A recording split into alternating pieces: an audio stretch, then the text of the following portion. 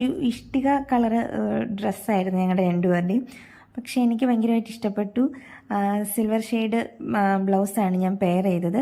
അതുപോലെ ചേട്ടനും സിൽവർ കര മുണ്ടുള്ളൊരു ഇത് പെയർ ചെയ്തു.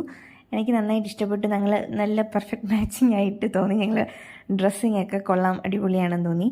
പിന്നെ ഒരുപാട് എന്താ ഞങ്ങൾ വീട്ടിൽ തന്നെ ചെയ്ത സിമ്പിൾ മേക്കപ്പും അങ്ങനത്തെ കാര്യങ്ങളും ഒക്കെ ആയിരുന്നു. എല്ലാം കൊണ്ടും വളരെ സിമ്പിളായിട്ട് ഭയങ്കര ഹമ്പിളായിട്ട് എടുത്തൊരു ചടങ്ങാണ്. പക്ഷെ ഭയങ്കരമായിട്ട് ഇഷ്ടപ്പെട്ടു, നല്ലോണം എൻജോയ് ചെയ്തു.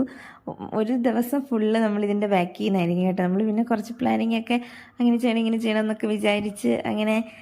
പിന്നെ അതാ ഇപ്പോൾ ചടങ്ങിന് ചേച്ചിയാണ്, ചേച്ചിയും ചേച്ചിയുടെ മോനും അങ്ങനെ സ്വീറ്റ്സും സ്നാക്സൊക്കെ തന്നു. ഭയങ്കര ഭയങ്കര എൻജോയ് ചെയ്ത കുറച്ച് നിമിഷങ്ങൾ. അങ്ങനെ നിങ്ങൾക്ക് ഞങ്ങളുടെ വീഡിയോസൊക്കെ ഇഷ്ടപ്പെടുന്നുണ്ടെങ്കിൽ ലൈക്ക് ചെയ്യുകയും ഷെയർ ചെയ്യുകയും കമൻറ്റ് ചെയ്യുകയൊക്കെ ചെയ്യണം. അടുത്ത് ഞങ്ങളുടെ ഉണ്ണിക്കുട്ടൻ വന്നു. ഉണ്ണിക്കുട്ടന് അവൻ ഭയങ്കര എക്സൈറ്റഡ് ആയിരുന്നു. ഞാൻ ഇങ്ങനെ നടത്താൻ വളകാപ്പ് എപ്പോഴാണ് എങ്ങനെയാന്നൊക്കെ ഭയങ്കര എക്സൈറ്റഡ് ആയിട്ട് നിന്ന കൂട്ടത്തിലൊരാളാണ് ഉണ്ണി. എന്തിനാ എപ്പോഴാ എന്നൊക്കെ ചോദിച്ച് എപ്പോഴും ബാക്ക് ചെയ്ത് നടക്കുമായിരുന്നു. അവൻ എല്ലാത്തിനും കൂടെ നടക്കുമായിരുന്നു. ഫോട്ടോ എടുക്കാനായാലും കാര്യങ്ങൾക്കായാലും കൂടെ നിന്ന അടുത്തൊരാളാണ് ഞങ്ങളുടെ ഉണ്ണിക്കുട്ടൻ.